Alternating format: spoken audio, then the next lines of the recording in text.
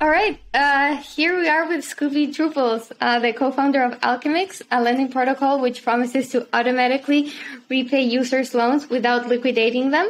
Scoopy, welcome to the Defiant podcast. It's so great to have you. Oh, thanks for having me on, Cami. Yay.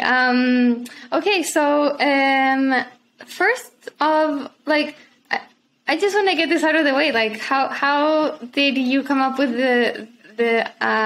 the pseudonym Scoopy Truples? And of course, like, you all watching on YouTube will see that Scoopy has an anime face on, as many others in the DeFi ecosystem. He is an anonymous founder. It's a growing trend in crypto thanks to DeFi. So if you can kind of give a little bit of background on that. Well, this is my real face. I am a 2D character. Let's make that clear. As far as how I got started in crypto and how Alchemics came to be, I first, I think it was like way back in 2011, I read an article about the Silk Road, and I was like, oh, that sounds interesting, and I went down the rabbit hole a little bit, and then I went to a site to buy some Bitcoin. And right before I hit the buy button, I was like, nah, this isn't for me. And then I kind of tuned out of Bitcoin for years at that point. Big whoops right there. I think it was like less than $1 at the time. So I was like, oh, well, I probably would have spent it on, the Silk Road stuff anyway. So, and then next time I heard about it was like in 2013-14 when it had its big, run up. And then subsequent crash, and some people I knew were telling me to get into it, but no, it's a bubble. And then when it crashed, I felt vindicated about it. And then I kind of looked at it again in 2016. I had some some windfalls come my way, and I was like, oh, I need to invest these. And I started looking into doing different investing things, and I looked at Bitcoin. And I saw that it was trending back up after being in a really extended bear market. And I was like, wow, it didn't die. It's still around. And at that point, I really started taking it seriously and decided to just throw all my chips into Bitcoin at that point. And then once you're in, you have skin in the game, then I think everybody, can attest that it kind of becomes like an obsession. You go down the rabbit hole, and that becomes all you can think about anymore. And sorry, were you just experienced in trading assets outside of Bitcoin? Was speculating what you did? No. I was this is my first foray into any type of investing really at all. Yeah. So, once I started getting into it, it really appealed to me a lot too, because, what would happen in 2008 with the financial crisis, it felt like there was no way out. The system was unfair, but there was also no way out. We were living in their sandbox, and that was that. And once I started learning more and more about Bitcoin, I was like, oh, wow, this is as big of a discovery as the separation of church and state. It's the separation of, of money and state. And it really dawned on me that that's a really powerful idea.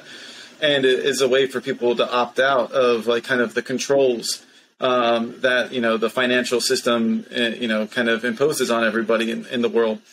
And so deeper down the rabbit hole I went. Naturally, I gravitated towards Ethereum, because of all the ICOs that were going on, and, all of the incredible gains that were to be had in those ICOs. And, everything was pumping left and right in 2007. It was just a crazy time. And I mean, 2021 has been great, but it still was nothing compared to 2017. Just the whole frothiness of everything at that time was just incredible. And then, being more involved in Ethereum and getting, my feet wet more and more with, token transfers and ICOs. Eventually I started using dApps with CryptoKitties being my first time ever using MetaMask, and being really confused about how to set gas limits and gas prices and everything like that. And then after I got a few of those NFTs, in 2018, I started playing around. There wasn't DeFi in early 2018 at all.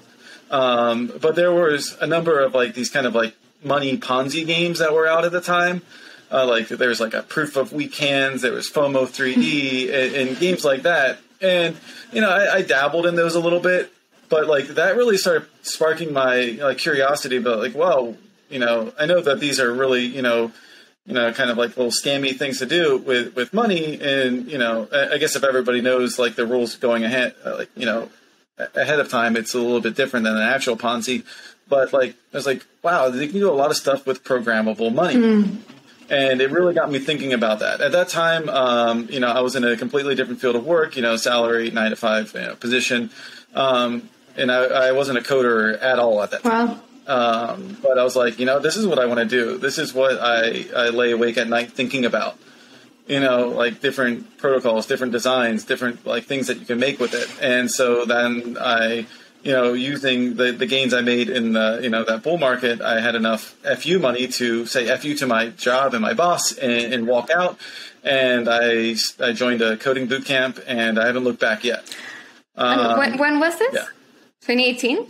That was in 2018, yes. Oh, that's an amazing journey. So you came into crypto without having any previous experience coding or even trading, but got into Bitcoin first, interested in kind of the alternative financial system aspect of it, and then down the ICO rabbit hole, and then through there into, attracted about programmable money.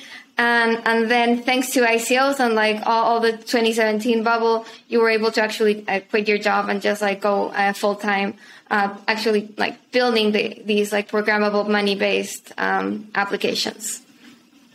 Yeah, exactly. I wanted to get my hands on it, because like it's one thing to write about ideas and share them with others, but it's another thing completely to actually be a part of building it. So. And during the time I was in various crypto discords, and I kind of found my tribe, and I had a number of close friends, and a few of them were also developers, as well. And so we kept on like kind of pitching around ideas and kind of getting started on projects, and then stopping on them, and then finally one idea came along that really resonated with all of us like in our little tribe together. And that was originally called CheeseFi, which is like the precursor to Alchemix. And then while we were developing that, we kind of stumbled upon the idea for Alchemix as we were trying to fix some of the problems that were in that earlier model. And, then once we had that idea in our head, we're like, oh, we got to build this. And then, basically it was from September 2020 until the end of February, we were just heads down building Alchemix, and then we released end of February. So where did the idea come from? Like, was it about this like protocol with self-paying loans from the start? No. CheeseFi was originally an idea to get your future yield up front. So that idea was like you would deposit DAI, you would specify a certain amount of like days to lock it up, and then you would get this cheese token in return for it. And then all of the interest that was earned, we're thinking about using something like Aave or idle finance at the time, because Yearn wasn't really a thing when we were planning CheeseFi. We were going to do that, and then with like the interest payments, we'd buy back the cheese tokens from the market, so that way it would kind of make a virtual synthetic of your future yield. Okay. And that was the idea behind that, but we started diving into like MEV and sandwich attacks and other things like that, and we modeled it out, and we realized that it wouldn't work. And so while we were trying to solve that issue for it, we kind of stumbled upon the model for Alchemix. And we changed the name from CheeseFi because at that time, all the food tokens kind of had a rotten taste in everyone's mouth because, what happened with Yam and like the millions of clones of sushi and everything like that. We decided to like stay away from the food kind of brand. Oh, that's interesting. Was CheeseFi before the whole food token mania? Yeah, I actually shared it with Dan Elitzer before he launched Yam, and so I was like, "Oh, thanks for ruining food tokens, man." Amazing. Okay, so can you just like go more in depth into how Alchemics works? Like, how can this possibly happen? So the way Alchemics works is that users, at the current moment with our V1, they deposit DAI or ETH into Alchemix. If they deposit DAI, then that goes into Yearn, into their YV DAI vault to earn interest. And then the amount of DAI that you put into the system acts as your collateral base. And then you can borrow against that with our synthetic stablecoin ALUSD. And then with the ETH side, same thing, but you can borrow the synthetic Ether out. And how much can you borrow? For DAI, for ALUSD, you can borrow 50% of the value of your collateral, and with ALETH, it's 25%. And the reason we parameterize that is because we were, trying to be conscious of yield repayment, loan repayment times.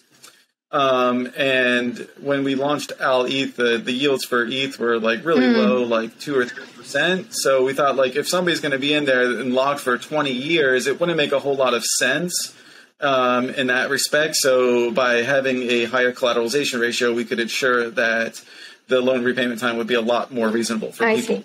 Okay, so how it works?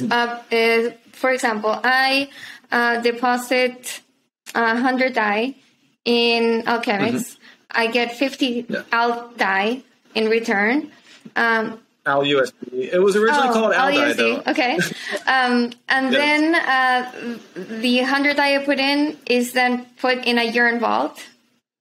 And that starts earning interest. And where does that interest come from? It's like from people like using DAI in Yearn to borrow and so Wean has a number of strategies that they use in order to generate yield.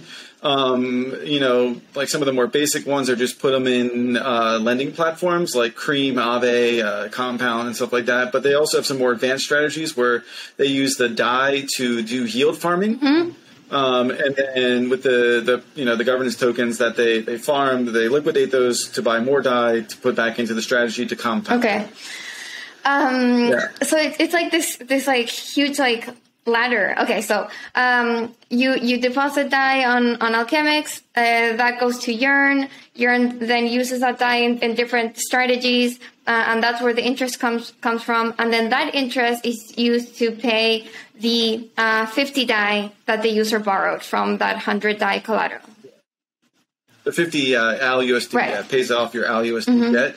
And it doesn't go directly into the person's hands. It goes into a peg stability module that we call the transmitter, which then guarantees a 1-to-1 conversion for ALUSD to DAI. It just takes longer than swapping on an AMM. So there's a trade-off for that. You can ensure that you can trade without slippage that way, but it does take longer than a swap like on Curve does. So, okay, so what does that, how would that work? Like, who would be redeeming that DAI? So if the peg of ALUSD falls, it's been very rock steady. It hasn't gone under 99 cents to date. But even then, if it's like 99.2 cents, 99.3 cents, if somebody takes enough, liquidity in there and they exchange enough ALUSD for DAI through the transmitter, they can make some money off the arbitrage. Oh, got it. Okay.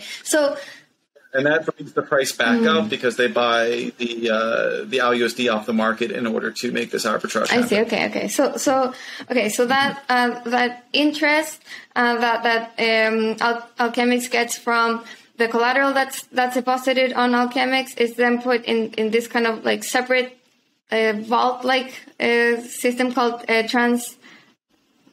transmitter with the Alchemy. Right. Okay. And then that's used to maintain the ALUSD peg because you can ensure that you're always able to swap ALUSD for DAI, and so that maintains the peg.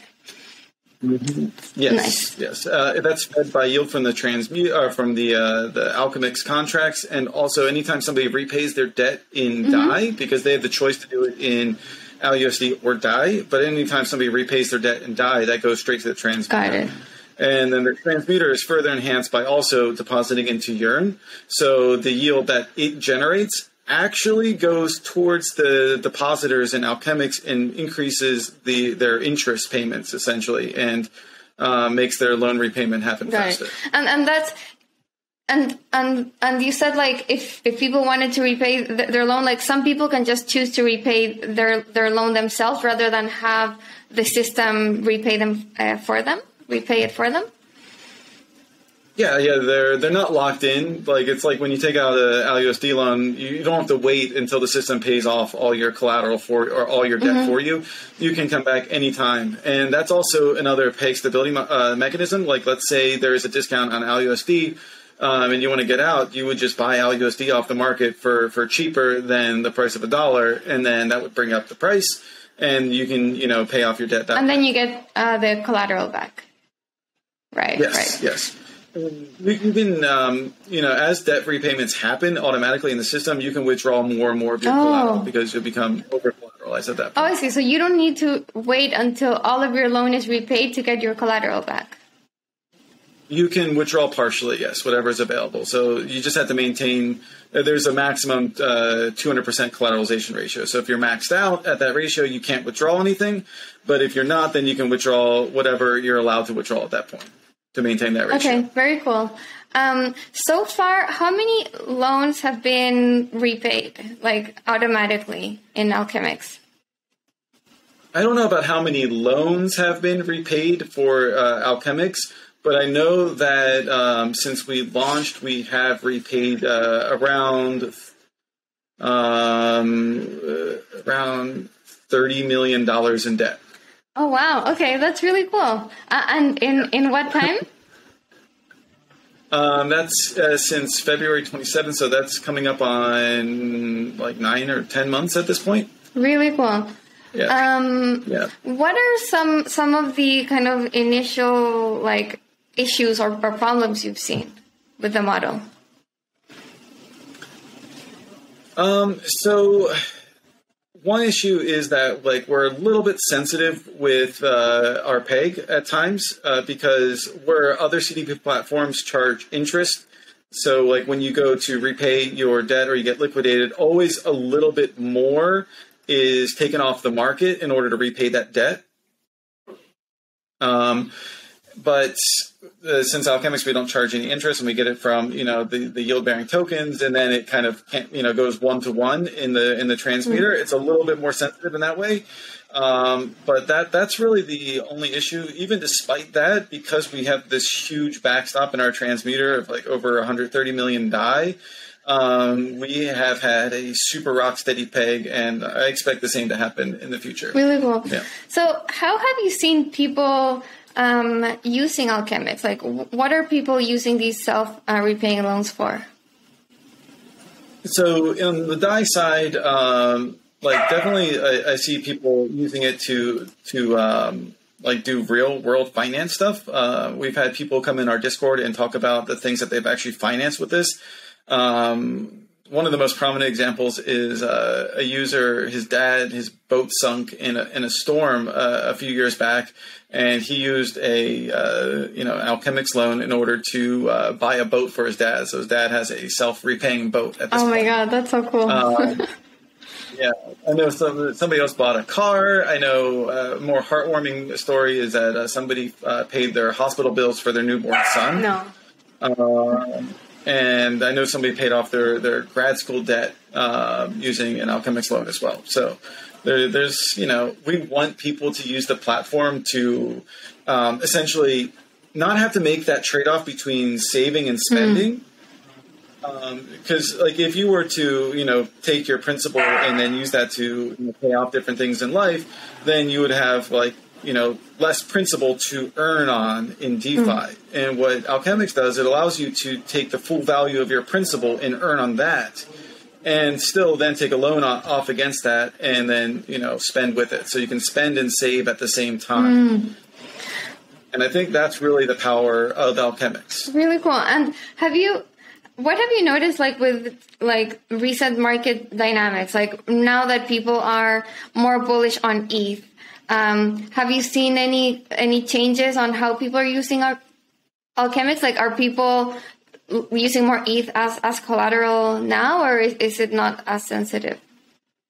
Well, ETH has really grown a lot significantly over the past month. We recently rubbed up against our debt cap, and we're in the process of increasing it. And our deposits are just like through the roof.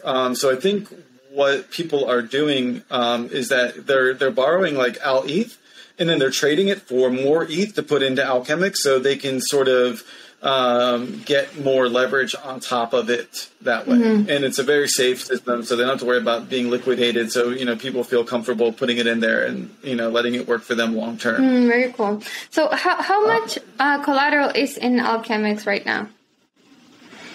On the DAI side, we have about, in total, 370 million DAI in there. It's around 240 that's in the Alchemist contract, which is backing the CDPs, and then another 130 million in the transmitter, which is the backstop. And then on the ETH side, it's a similar story. We have like 80,000 ETH total in Alchemix at this point. And I think around 50,000 of that is in the transmitter, and the rest is in the Alchemist contract for it. Very cool. What happens when yield starts to go down?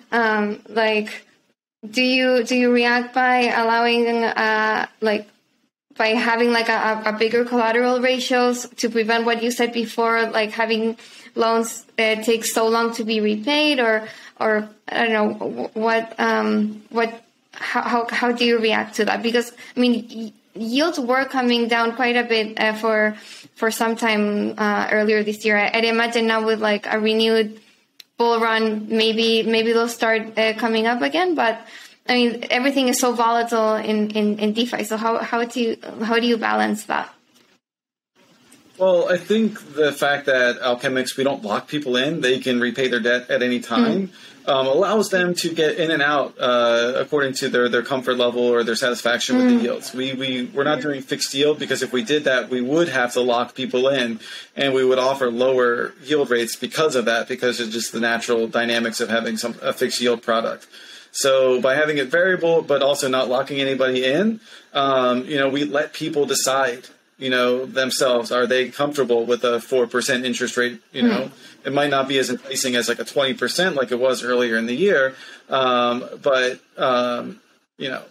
it is what it is. And we have to live and die by the market. But the system is sound, and, people are always guaranteed a one-to-one redemption with, ALUSD to DAI. Really cool. So overall, like we're pretty satisfied with it. Even with the yields lower, it's still a CDP platform, and you're getting a 0% interest loan, right? So, like, there's something to be said for that. Totally. I think just like being able to do this is a bit like mind blowing. Like it sounds like very kind of like magical. Have like self-paying loans with no liquidation risk. Do you think you'd be able to even build this in traditional finance? So I think like the closest analog that there would be in traditional finance is having like an investment property and then like home equity loan on top of it. So like then your tenants would pay, their rent, and then that would basically pay off your home equity line of credit.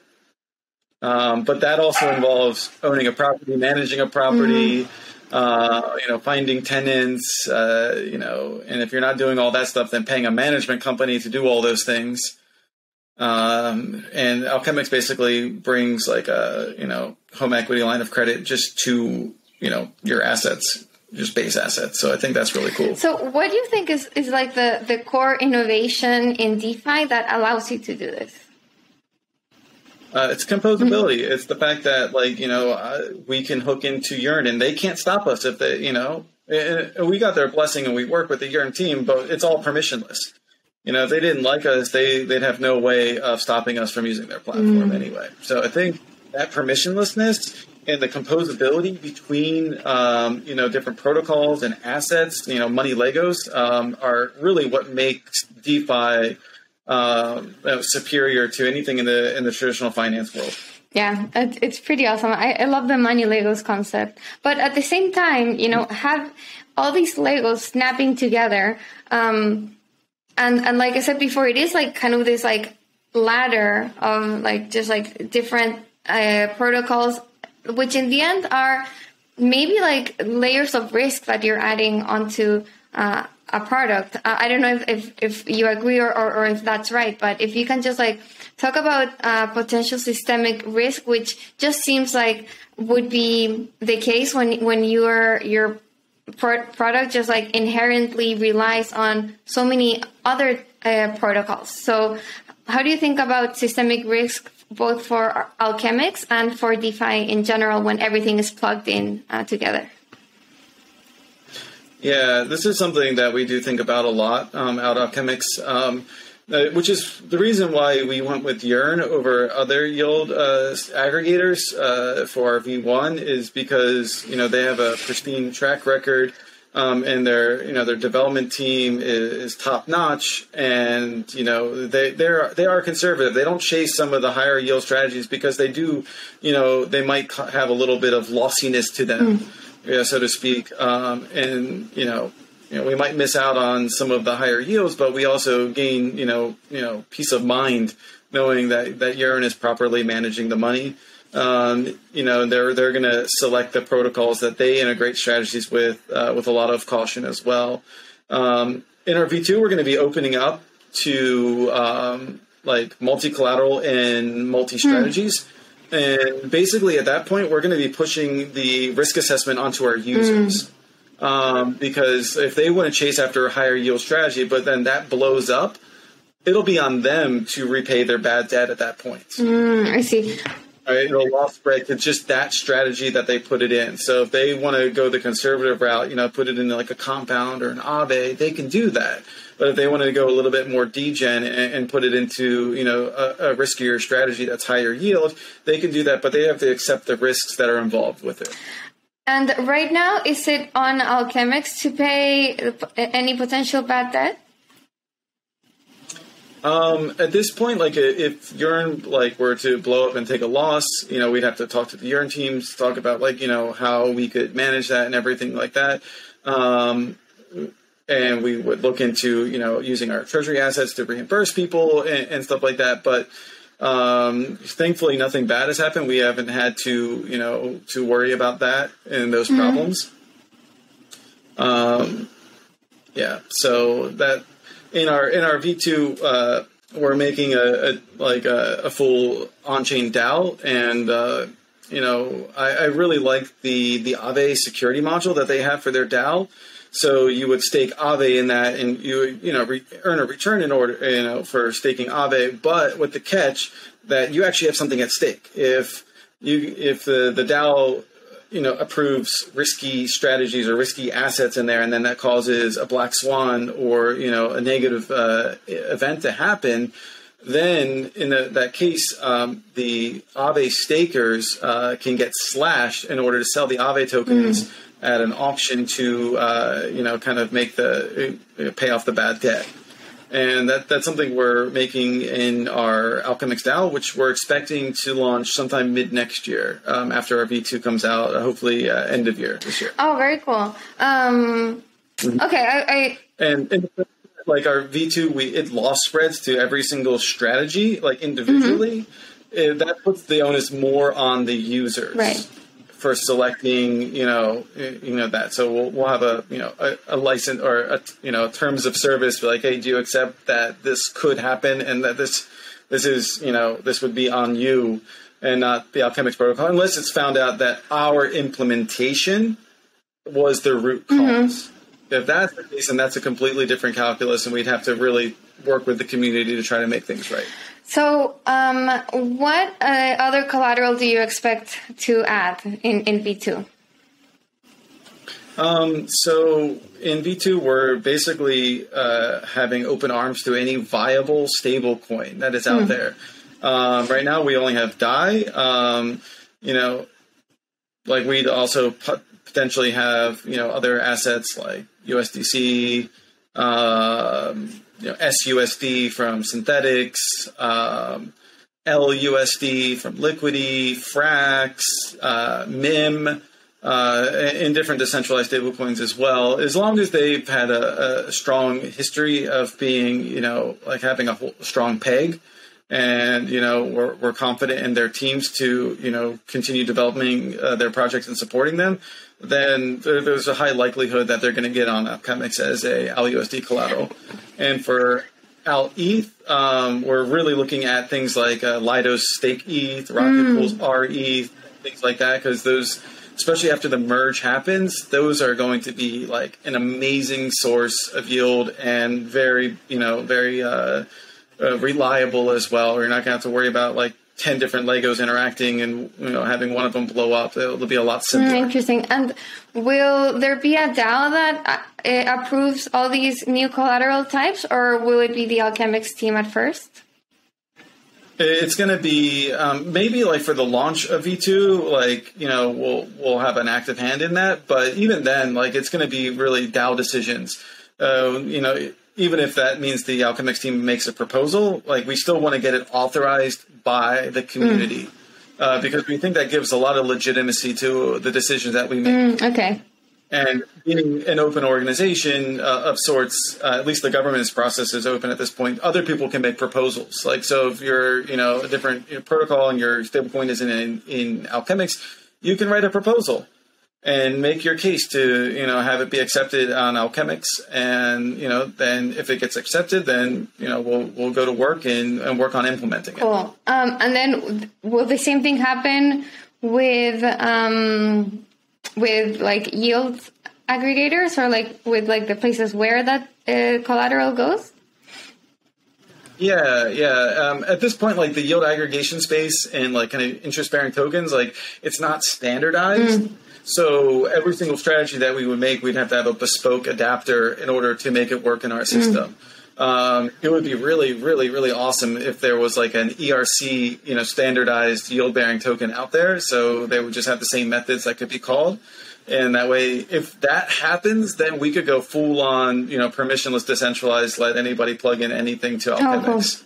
Cool. Okay, but at this point, it needs to be like, just like approved. Yeah, it goes through a DAO process. Okay. It goes through a DAO process to get on there. Okay, really cool. And the V2 is expected to be launched mid next year? So V2, it goes into audit on November 1st. And the expected audit time is 6 to 8 weeks. So if things go really well in the audit and we don't have to go back and refactor anything, then December launch is a possibility. But if it goes slower, we have to send it back for refactor and then a second audit process. Then it'll probably be January. Oh, okay. Oh, so pretty soon. Very cool. And then the DAO would be a separate thing that we're making, and the spec is designed for it, and some of the code is already written down for it. But we're focusing on V2 and getting more collaterals and strategies integrated at the moment, and putting that to the side for just now. Awesome. Okay, so I also want to talk about DeFi 2.0, which is a term that maybe you coined, but I'm not sure. But at least you've popularized it. Like you wrote this big thread on it. We covered it at the Defiant. And so if you can just talk about this movement, if you can call it that, what's it all about? How is it different from DeFi 1.0, I guess? Some internet sleuths went back and tried to find the origin of DeFi 2.0, and I think Stani from Aave said it way back in 2019, and then sort of earlier this year when there was a sort of new wave of DeFi projects that were released early in the year, Wean, the Ditto sofa couch, he called it DeFi 2.0 when I was calling it Gen 2 DeFi. And then when I made the thread, just arbitrarily said DeFi 2.0 and then talked about, sort of the new dynamics for, DAOs as sort of as firms in a sense. and changing the liquidity mining dynamics and stuff like that. And then that kind of caught on as, what DeFi 2.0 is at this point. So, okay, so what is it? Like, what are the main characteristics? Yeah, so all in 2020 and 2021, the way that DeFi protocols would bootstrap and grow was through liquidity mining and yield farming. So there would be pool ones where they would deposit one asset, or an LP token for stable assets like a Curve LP, and then they would get the governance token for supplying that asset to the protocol. And that's if it's just the single asset, sort of like what Sushi and Yam did, that's more of just a distribution method. And then for the stable LPs and stuff like that, that's more for sourcing important liquidity for a protocol. And the other side is the pool 2, which is the governance token paired with another token, usually ETH. And these are great ways to grow the protocol, get people interested in it, and really bootstrap it. And grow the liquidity. But the longer these programs run on, the more kind of toxic liquidity flows happen. What'll usually happens is a giant whale will enter the game with the sole purpose of dumping every single gov token that they can get in order to maximize their profit. And then when this kind of dynamic happens, other people who are participating in the liquidity mining see, oh man, other people are dumping, and if they continue to do so, the price is going to continue to go down. So I'm not going to lose out on the stated APR that I'm supposed to be getting. So I better start dumping my tokens too, or else I'm going to lose. And then this happens more and more and more, and then the actual yield that you're getting goes down because the governance token is going down with it. And then it sort of seems, there's a steady downwards trend for these tokens that have active liquidity mining programs. And so I was trying to think of how can we solve this problem? Because liquidity is super important. How can we get it in a different way that doesn't lead to these outcomes? And I think the only ideas really in the space at the time were vesting it. You could claim your tokens a year later, but that would just delay the inevitable, right? Or, if you claim it now, you get half, I think Ellipses on Binance Smart Chain, they do that with their rewards. So you reward long-term holders, but you still have the same dynamic where people are in a race to dump it in order to, maximize their yield. So I was thinking about this, and over the course of the year, I became an Omni. From Olympus DAO, I got my ohm, and, I decided, what, I don't know if this is going to work. I don't know if this is going to collapse or anything like that, but I'm going to put in what I can afford to lose and see what happens. And I'm going to hold it for at least a year. And I did that, and, it kind of made me curious about their project, made me want to learn more about it. And I started going down the rabbit hole. Can you explain what Ohm is about? Because it's pretty. Yeah. So Olympus DAO is that's the token Ohm. It comes from Olympus DAO. It's sort of like an algorithmic currency. I wouldn't call it an algorithmic stablecoin though. They say that every single Ohm is backed by at least one DAI, and that is a guarantee. But instead of doing a liquidity mining program, they do a bonding program. So you would buy Ohm by either buying it with their LP shares, which is Ohm DAI, or you can actually buy it with DAI, Frax, and I think there's maybe one or two other assets that you can buy it with. I think ETH is involved in that as well. And then all that money goes into their treasury, which then backs the price of Ohm even more. And what they do in order to keep this running is when people get the Ohm, they can stake it for a really high APY to get more and more and more Ohm. And, eventually, they keep on bringing down the APY, bringing it down. It started at 150,000%. And now it's a much more reasonable, but still kind of ridiculous 8,000%. But they're going to keep on they have a runway essentially. They know that we have this much in assets, and there's this many ohm out there, and if they're supposed to be backed by one DAI minimum each, then with this APY, we know we have this amount of runway, right? And so they're always thinking about, like, let's keep the runway at least at this target length.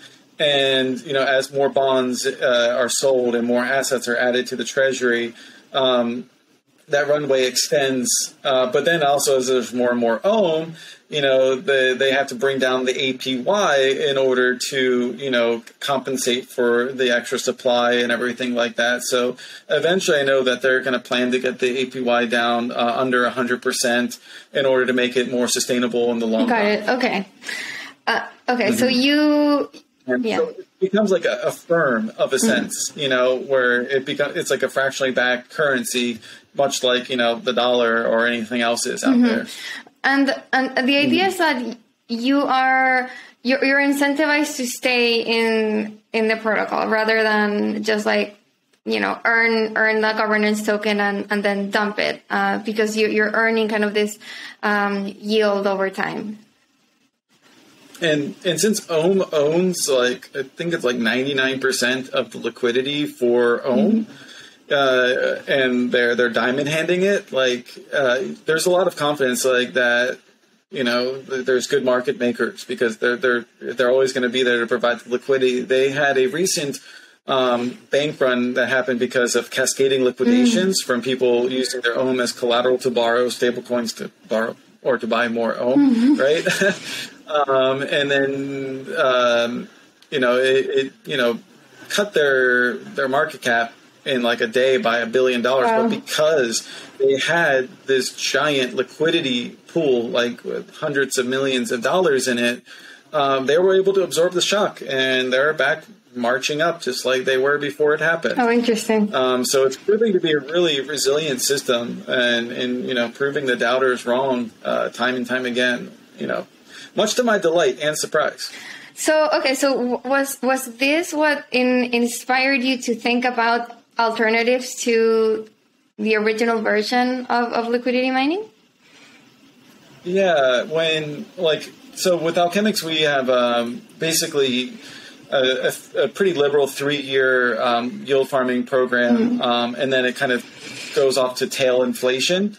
And we were thinking, like, what if we don't make all of our goals, you know, and we don't get as much token value accrual by that 3-year period? The amount of incentives left aren't going to be enough to ensure that there's adequate liquidity so people can swap ALUSD to other assets in order to really, you know, take advantage of the Alchemics system. And we started thinking, like, you know, how can we make this more sustainable? How can we make this better for our token holders who are getting dumped on by a few large whales? And, you know, being, you know, an OMI at this point, like, I was like, what if we use their technology to start, you know, owning our own liquidity? That way, you know, we won't need to incentivize as much in the future. And as our rewards naturally decline over time, you know, there'll be enough to meet the market because we'll hold, you know, enough of the supply or enough of the liquidity to meet the demands for the users of the product. Okay. So, and that's where we started, you know, talking to Ohm, and that was back in August. Got it. And now is Alchemix using Ohm for its, like, liquidity incentives? Yeah, we just started doing using Olympus Pro, and we started using that to repurchase, like, the LP tokens from people in exchange for ALCX bonds. And we've been doing that for like 2.5 weeks now. We have like $1.5 million worth of LP that's now in the hands of the Alchemix DAO. And so like we have I think once we get to like around like, you know, $10 million of, you know, liquidity that we own, then we could probably really turn down the pool 2 incentives, because we won't need other people to come in and match that side, because there'll be enough to, you know, proportionally to our market cap for us to, you know, have liquidity on the market. Oh, that's so interesting. Do you foresee more protocols using this kind of bond-like system to incentivize liquidity? I wholly recommend other protocols to pursue Olympus Pro or, they're, an alternative solution to liquidity mining or something to complement it, because I don't think liquidity mining should go away. I think it's a really powerful reward for people who want to support the protocol. It's a great way to grow and bootstrap your project. But it's sort of like a drug. If you over-rely on it, if you use it too much, it's going to start to have really disastrous effects. So you got to wean yourself off of it over time. So make your markets, get your liquidity, grow, and then flip the dial. Start adjusting the dials so, you become more and more bond-heavy over time. So that there's still like an option for liquidity mining for people who want to do that, but it's going to become less and less and less a part of the program in the protocol. That's so interesting. Do you think it's equivalent in TradFi to companies getting financing from both equity and bonds? Is it the same thing? So getting like that, like they're not like selling their token in order to finance. They are taking out debt against their tokens in order to finance. And, I think when corporations do that, and they do that, conservatively, it's a fine way to finance. But eventually those debts are going to come due and you're going to have to pay those debts. And if a company over relies on this, kind of like the Chinese property developer, I forget their name, Evergarden something. I forget. Evergrande or something.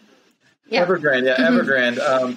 They, kind of pushed, their debt out so far, and they had so much. Now they're struggling even to make debt payments at this point, and they can't finance their operations anymore. And the whole thing could collapse if they're not bailed out. So I think this is different. You're not borrowing. You are conducting a trade with people, saying, "Hey, we'll give you more tokens below the market price in order to get permanent liquidity for our protocol." And I think that's the biggest difference there. It's awesome. We're not just taking on debt. We are building, liquidity in exchange for equity. Yeah, no, that makes sense. Okay, so you foresee a future for DeFi where there is more of a mix between liquidity mining and this more like protocol controlled liquidity. Yeah, totally. I think, I don't know if you ever read like Don Tapscott's book, like back in like 2016, no, he had like haven't. Blockchain Revolution. Well, he was really big in talking about like DAOs as firms and how like that could be a revolution. And we never really saw that happen, I think, until recently with, I think the best examples of this are Olympus DAO, also Frax and Faye. Because they have like the Frax and Faye have like they're semi like algorithmic stable coins, but they have a lot of assets under management that they use in order to generate revenue to then grow their supply of their stable coins and also to add value to their tokens. So by using these different assets that they control, they're able to become a lot more capital efficient. Yeah, I think Faye is such an interesting model along these lines of like protocol controlled value because it just like takes MakerDAO's model and just like pushes it a little bit, right? Like it works with crypto as collateral, but instead of having borrowers be able to withdraw their collateral at any time, Faye actually kind of owns that and can use that collateral in other ways to maximize the capital they have in the protocol. So like you said, it becomes more capital efficient, which I guess like if this feature of DeFi 2.0 means that protocols are owning more of collateral and assets in their protocol, the result should be just greater capital efficiency, because they're able to leverage that those assets in the way that they see fit, or that just like contributes to like the overall goals, or like the overall value of their protocol, right? Yeah, totally. That's a big theme of I think DeFi 2.0 is like super fluid collateral, super fluid, like holdings of tokens, where you don't have assets sitting idly doing nothing. You always put them to work. And the cool thing about DeFi is when you put all these like assets to work, they go into other protocols, and then they make DeFi better for other people, because there's more liquidity, there's more things to borrow, like more available supply to borrow. So it kind of grows the pie for everybody, while also benefiting the DAO that is engaging in these operations. Yeah, very cool. What do you think, or how do you think the relationship with venture capital might change in this model? Like, do you think there can be, like, DeFi can become less, can rely less on venture capital?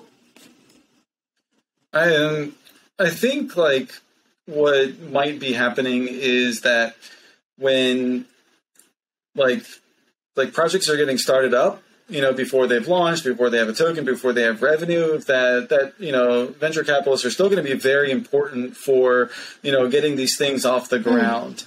Alchemics, we were all volunteers, and we did this all in our spare time before we launched. But that's more the exception to the rule, not the rule itself. So most people can't afford to do that, or if they want to have like a larger team, and get really, source really excellent engineers, if they don't already have like, a circle of friends to volunteer to do it, they're going to need money in order to get these things done. So I don't think that like venture capitalists are going to, be relegated to the sidelines or anything like that. But I think that, kind of like sometimes protocols that do subsequent rounds, I think those might become a little bit more rare going, especially when they have the protocol live, if they have protocol controlled value, like if Alchemix really needs, funding for something, and we have like, $20 million in LP tokens, we could just, take a little pinch out of those LP tokens, and then use that to, finance something. If we really need to, if our protocol income isn't enough as it is in order to do something big. So I think there's going to be some more optionality for protocols, DAOs to finance themselves, especially with something like a rare fuse pool. It becomes really interesting. So rare fuse essentially is like a factory contract for Compound. So you can make your own Compound instance, set whatever assets you want as collateral. You can allow any of the assets that you want in to allow. You can make them borrowable or not borrowable. It's really, really, really powerful. And I think if DAOs start using that with their governance tokens as a collateral, then that's going to give them, a lot of power to borrow, sort of like, corporate debt. As long as it doesn't get out of control and they don't, borrow recklessly, then I think that's also another way for projects to fund themselves. Oh, that's so interesting. So like before we were talking about equity and bonds versus this like Olympus DAO model. With this Compound factory from Rari, now this is actually more like a bond. Like you're borrowing against like your own like protocol token. Yeah. So interesting. At that point, yeah, it becomes really powerful. Like it's just Lego bricks and permissionless finance, open finance. Like people call it DeFi, but I've always thought that open finance was the more apt description, because it really is like this open playground, and then you can build with people, on top of people, and stuff like that. And I think that's what really, makes it special. Yeah, and I have a question related to that actually. So. This concept of open finance, it's like all these protocols and projects building out in the open with open source code. And it really just like challenges the whole concept of competition that is like so like such a core part of just like building a startup or building a company. Like recently I saw that this project Kinetic built something like similar to Alchemics, or like borrowing, I guess, code or code inspired by Alchemix.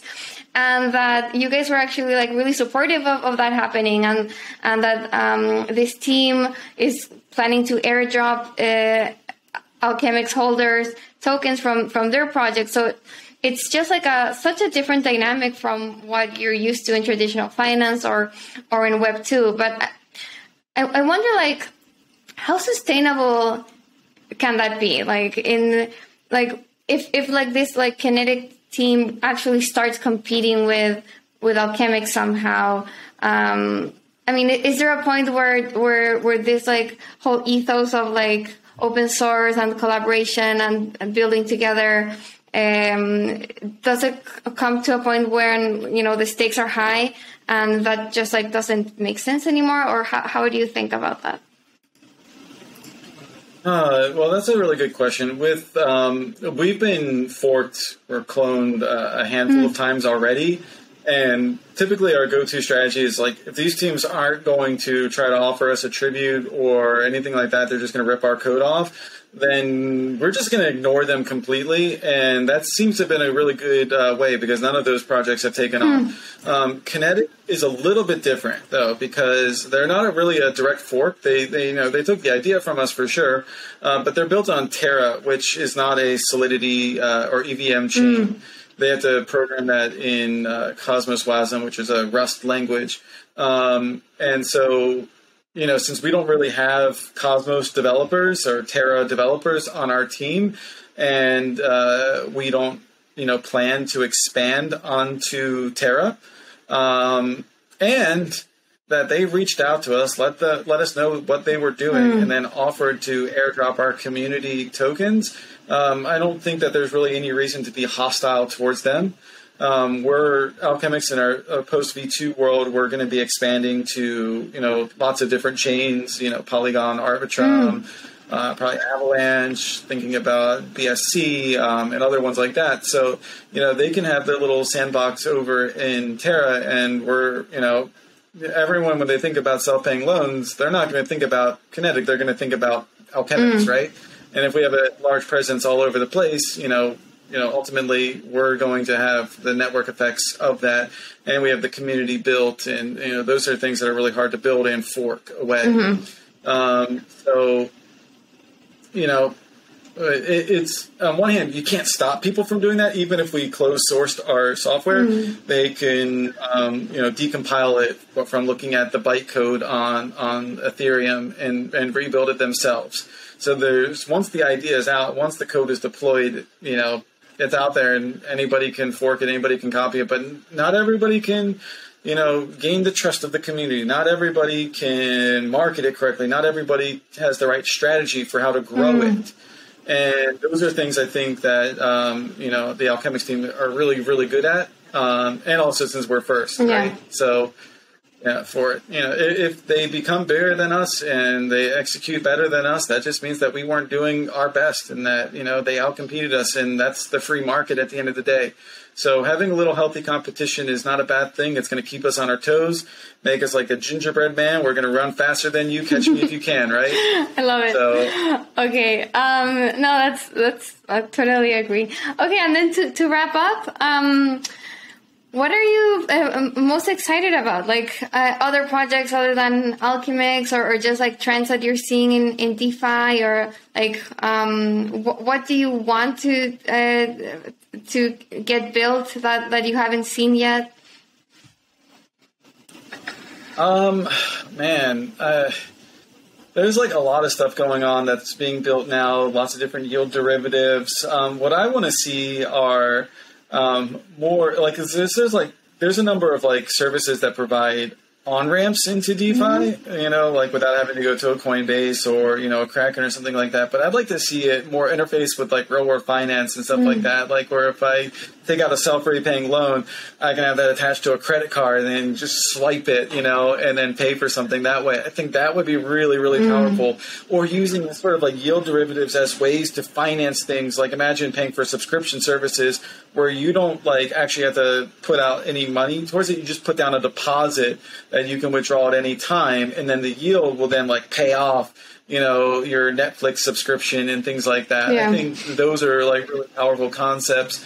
Also, like really looking forward to seeing like as DAOs evolve from sort of like, this just like voting on governance proposals type of thing like they have now, but to being like active, managers of money and things like that, and through controlling their protocol value and everything.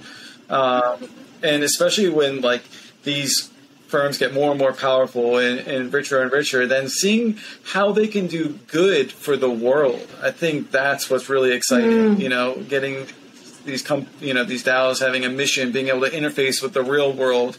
I'm, very, very, very, concerned and passionate about, the future of the planet, global warming and everything like that. And I think it would be like amazing to, have like a DAO that, just makes solar panels and then sells the profits back, for their token. And then, people will be like, oh, wow, if I buy this token, they're going to buy more solar panels. And then they're going to buy back their token. And, things like that, I think are like really, really cool. And I'd like to see more of that for sure. Like getting beyond just like degen games to maximize your crypto experience, but actually going beyond that to, becoming powerful world entities.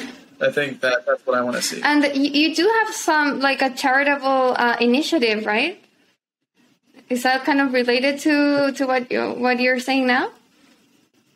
I mean, we do pay people's debts for them, so I guess that's charity in some respect. But I imagine like think about like if you're a charity DAO, like in V2, we're going to be very extensible and composable, whereas V1 is very much locked down because we had security concerns. Where like imagine you have like a Moloch DAO right now. In Moloch DAOs, people just kind of pull together capital and then distribute it to different grantees, and then once the capital's gone, it's gone, right? And then the DAO dissolves unless people donate more. But imagine they build their Moloch DAO into Alchemix, and then they take out like an ALETH or an ALUSD loan, and then they use that as a basis for paying grants and stuff like that. In that case, their capital will regenerate after a number of years, and they'll be able to do more and more rounds of grants in the future. And I think that's a really cool concept. And I really want to, talk to lots of like DAOs and to maybe consider Alchemix as a part of their treasury management. Awesome. Well, I love to see that sort of thinking in a world where it seems like it's all about kind of like maximizing yield and degen games and, that kind of stuff, which, it's fun. But yeah, I feel like sometimes in DeFi, people just like forget about just like real world issues and how we can actually make an impact on like real people's lives. So I think this is the natural course of things though, because it's sort of like, Bitcoin started just as this like degenerate speculative asset, and now it's becoming an institutional form of money, and being used in like, ETF got approved in America, right? And I think that that's sort of like what gets people to adopt it is this, the speculative waves of adoption. But once it matures, then it can find a foothold in, in interface with, the actual financial system, like the real world financial system. And I think DeFi and DAOs are going through this process as well. And it's just going to take time to get there. It's going to take some regulatory clarity, some precedent set, some really daring people, who try to challenge, the system in order to sort of make a place for us in the world. Until then, I'm going to be a 2D character. Sounds great. Okay, well, Scoopy, this was amazing. Such an interesting conversation. Really, thank you so much for joining. Yeah, thanks for having me on. This was great. Yay.